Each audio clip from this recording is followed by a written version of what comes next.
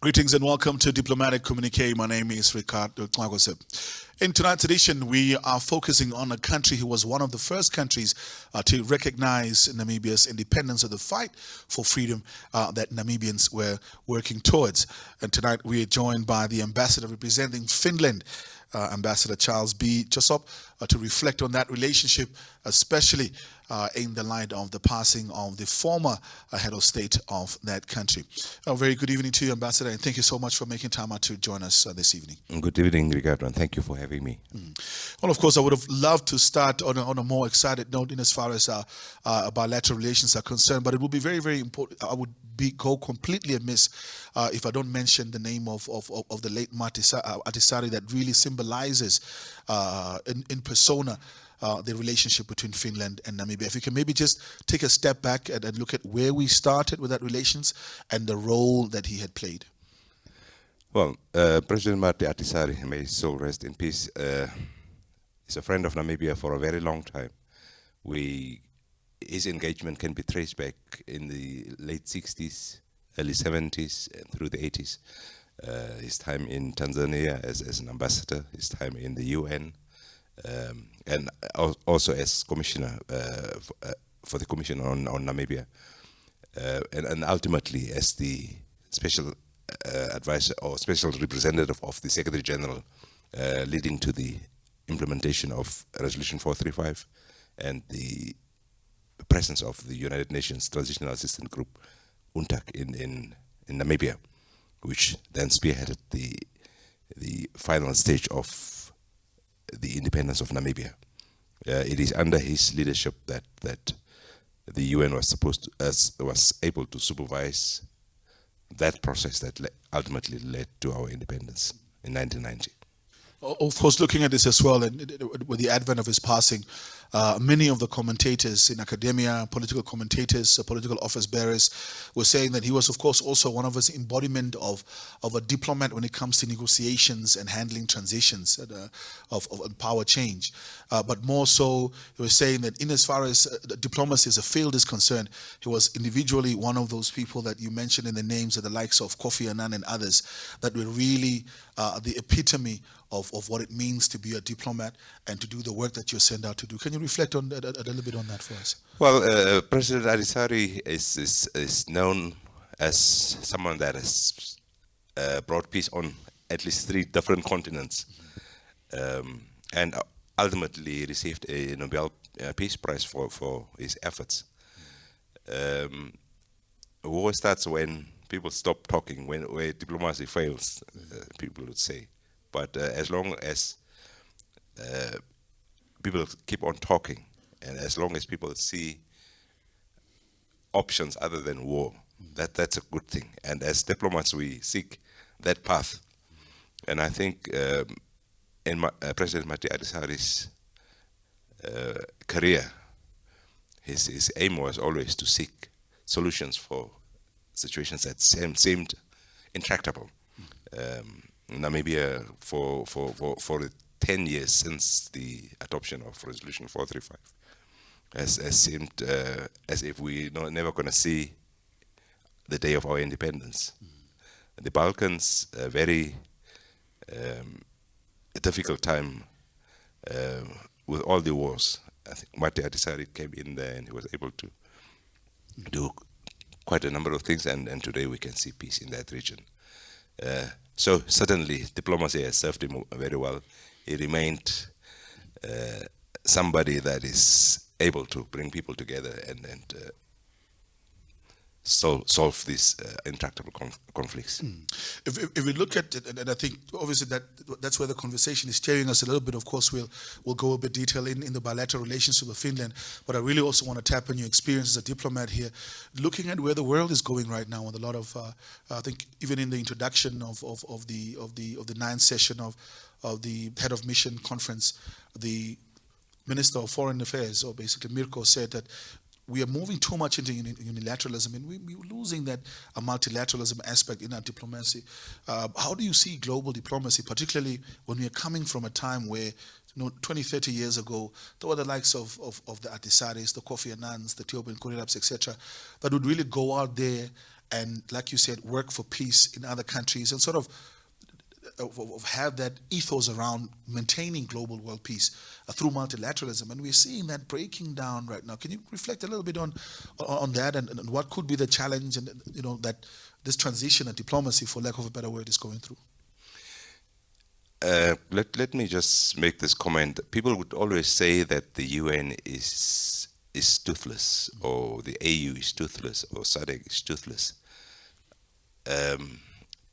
And we forget that these institutions are just as strong as the member states allow them to be.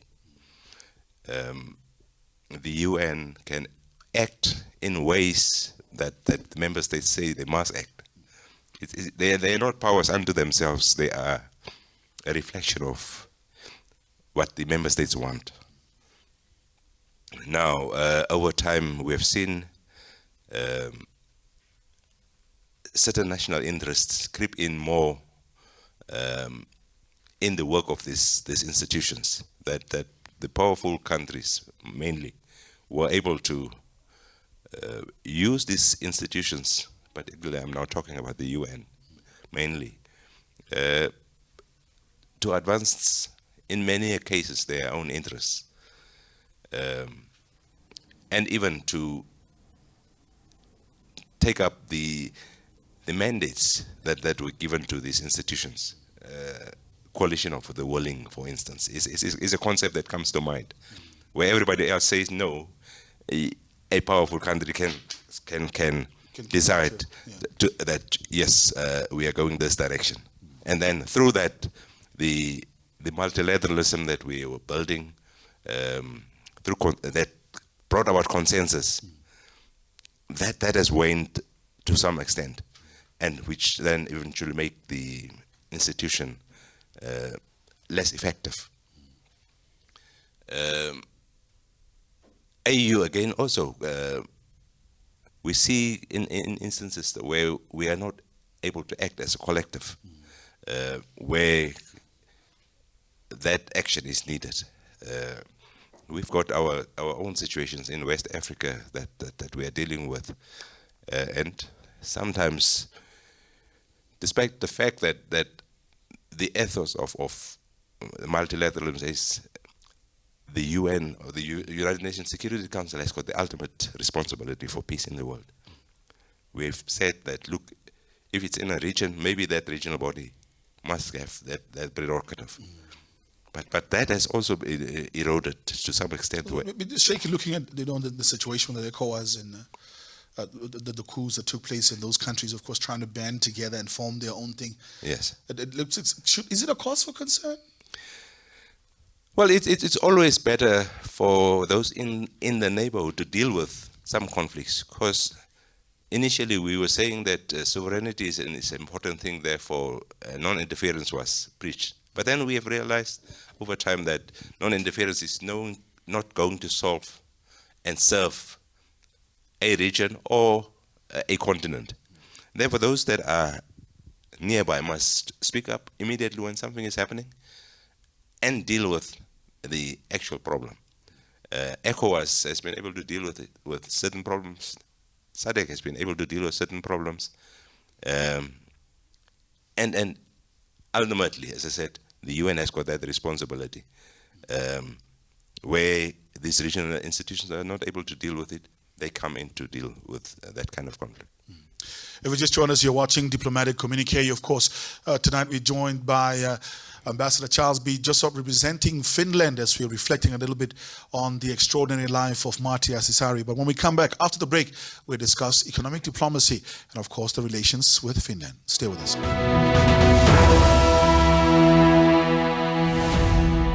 Welcome back to Diplomatic Communique. Tonight we're focusing on Finland. Ambassador to Finland, Charles Josob, is joining us here in studio. Ambassador, before we went for the break, we reflected a little bit on the life of Martti Ahtisaari, that we're continuously thankful for as Namibian people. But currently, as things stand, how are the relations between Helsinki and Windhoek? How would you describe our bilateral relations? I would say our relationships is excellent. I must just add that Finland is not the only country that I represent in that region. I'm also concurrently accredited to the Baltic states, which is Estonia, Latvia, and Lithuania. Coming back to Finland, yes, I think we are at a very good place. The political relationship is going very well. People-to-people contacts are going very well. You may recall that the President, His Excellency Sauli Niinisto, was here in April for a state visit. And I mean, a visit at that high level like that, what does that mean for our relations? a state visit is always an indication of the strength of that relationship. And usually during state visits, a new impetus is added to that relationship. It's a sign for business also to come in. And then in this case, for instance, the Finnish government has adopted a Africa strategy, a new way that they want to engage Africa on. And Namibia is at the forefront of that strategy, given our historical relationship and the affinities that exist between the two countries. One of the areas that we, of course, know the Namibian mission in Finland has a strong focus on is educational cooperation and the training of Namibians at Finnish institutions in trade, investment, etc., etc. Can we reflect on that focus area? Yeah, Finland is known for its education. It has been #1 in consecutive years in terms of its level of education. That's now secondary, primary and secondary education. But also it has reformed its tertiary education. Now, in terms of our cooperation, we have established quite a number of collaborations between universities of Finland and our two main universities, University of Namibia and Namibia University of Science and Technology.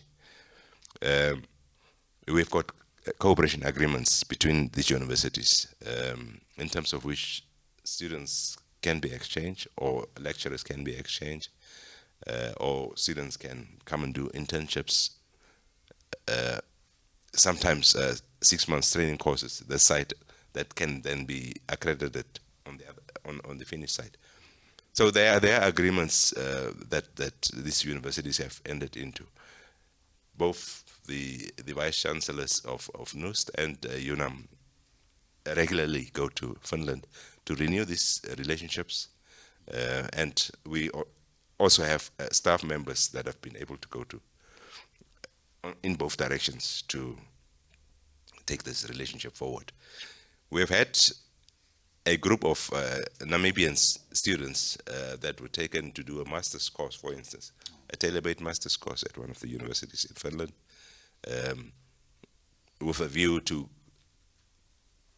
getting a sense of what is it that makes Finland the #1 place, and therefore bringing that experience and knowledge back to Namibia to advance our efforts as well. What is the Namibian diaspora like in your host country? The Namibian diaspora is an interesting concept for Finland, because you have this long relationship of 150 years. So you have Finnish that are Namibians as well. And then you have Namibians that have married Finnish. But you also have Namibians that have gone to Finland and stayed on there. It's not a big diaspora. When I want to engage with them, it's a group of about 60 people that I can readily call upon through the Finnish-Namibia Friendship Association. So when there's Independence Day, the room is full. It can be full. It can be full. Yes. In terms of looking at this, I think for many times when we think about Finland, countries like Finland, Sweden, Denmark, the Baltic states as well that you represent, it's those relations that are not, I don't want to say interfere or aggressive in terms of how we govern ourselves, but it's always those relationships that assist in terms of our development goals, or whether it's democracy or whatever the case might be. How do we make sure that we foster that kind of relationship with other Western countries, which seem to be a little bit more assertive, aggressive in terms of pushing for their interest, whereas with countries like Finland, you can really feel that it's a partnership or that it's a friendship, as for lack of a better word.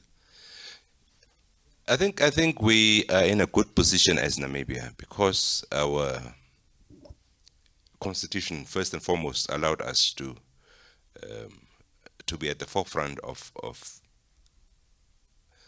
being able to talk about rights, human rights, but also entrenching some of these rights. And because we have that constitution, we were able then to move on through law reform also to get people to enjoy their rights. And because also we have this history that we came from, we are able to talk and speak up for what is right and what is just. And because we are able to do these things and have these things, the pressure on us has been less. Perhaps much less than other countries that those challenges. But with the advent of this, I think many of them sometimes say, "Oh no, could potentially run into a resource curse or whatever." You know, this oil and gas conversation that's coming up, green hydrogen, potential billions of dollars that will be inflows here. How do we, keep the wolves away, for lack of a better word? No, that's a question that I'm sure the Minister of Mines and Energy and the Director General of the National Planning Commission, and of course Mr. James Nube and them are dealing with. Yeah, and I know, and certainly there will be people that would want to come in and benefit from what this windfall offers. But we must always remember the country Finland is about a $300 billion worth of economy.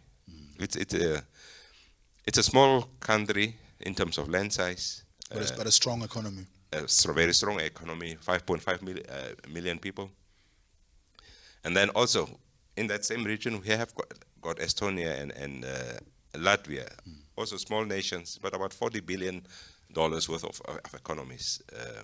Lithuania about $78 billion. Now, we have to look at, in terms of our own bilateral relations, what is it that we can learn from them?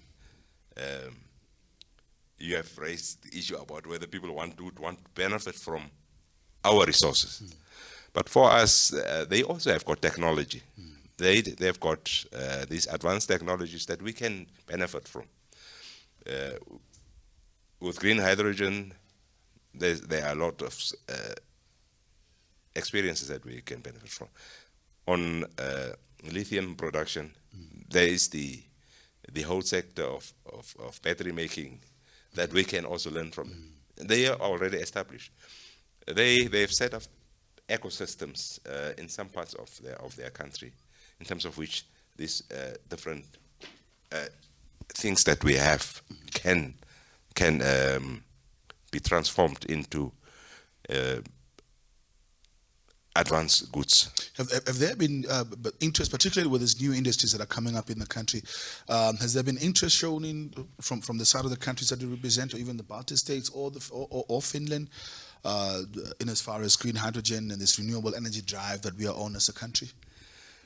Green hydrogen is new for us, but it's not new for those countries. I think a number of countries are already working on green hydrogen. And they are looking at green hydrogen as a fuel for their bigger fleets, your fleets that are on the sea, but in the mines also. So I think they are a bit ahead of us. And as I said, there's a lot that we can learn from them. Also, vehicles that are electricity driven. In Finland, you can find all kinds of vehicles that are driven through renewable energy. And I think Namibia now entering that space is able to learn from them. That's going to be quite an interesting journey. Looking forward to that as well. If you just join us, you're watching Diplomatic Communique. When we come back after the break, we of course continue on our conversation with Ambassador Josob, representing Finland and the Baltic states.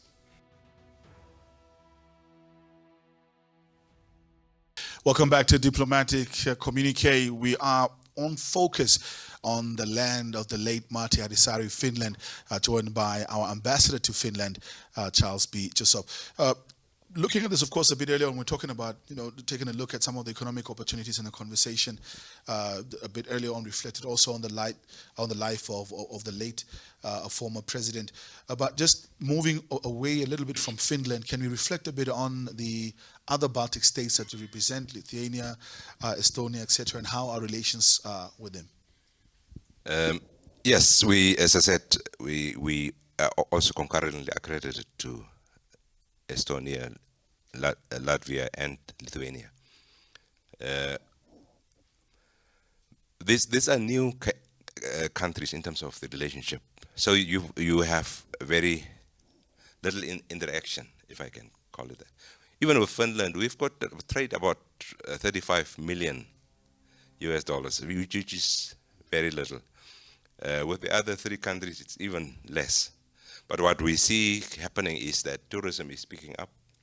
More and more people are coming to come and explore Namibia. And out of that, we expect people to be interested in what Namibia has to offer. With Estonia, we are engaged in the ICT sector. You know that the Office of the Prime Minister is engaged in rolling out our ITC infrastructure. They are helping us to do that. Latvia, some of you may have heard about the Shiri Builds project that has been here as well. That is, again, another educational effort that is on. Riga Business School is the one leading that. With Lithuania, business is still slow, but we see the tourists. From month to month, I see more and more visas being issued at the embassy for tourists that are coming to Namibia. And of course, the good stories about Namibia gets to be told. I've said that we have two countries that have got a $40 billion economy, Latvia and Estonia. Lithuania has got about 78 billion. Now Namibia, we have got $12 billion economy at the moment. I think there's a lot of opportunity to engage these countries. What we need to look at is whether as a market to sell our products, but also as a market to learn from. That's what we want. And as a mission, we are promoting that interaction between our businesses and the businesses from that region. Mm-hmm. Well, still at the 9th session of the conference of the head of missions, there was, of course, a clarion call by the president as part of the theme of the conference, of course, to work on economic diplomacy for national development. How do you see that playing out in the missions that you are responsible for? Well, as I said, I've just mentioned the size of the economies that we are dealing with. But we look at what are the niches that Namibia has and then take them out to those regions. But we are aware that Namibia is as I said, it's a relatively small economy, and the diversity of products is also small. But then you have this long distance that has traditionally been a bit of a barrier in terms of the movement of the goods between the two. And of course, over and above that was the uncertainty of that you don't know these people. And we've been trying to really link people up so that they know each other. And once they know each other, the confidence is built between these business people, and ultimately they engage. As far as Finland is concerned, there's greater movement now. Of course, we've got a visa-free regime for tourists, But of course, business people use that regime also to come and Do business, yeah. yeah. If they were to come and work, it was a different matter. Different conversation, yeah. Yes, but they are coming. They are doing a lot of scoping, and ultimately come back as businesses. As we speak, we've now concluded a feasibility study on the establishment of a center of excellence in aviation. There is a sense that Keetmanshoop is one destination or one location for that center. It can also be co-located in between Keetmanshoop and Windhoek. But as a developmental project, we would prefer that to be in Keetmanshoop. So that particular project is driven by a consortium of companies that are into aviation, into training,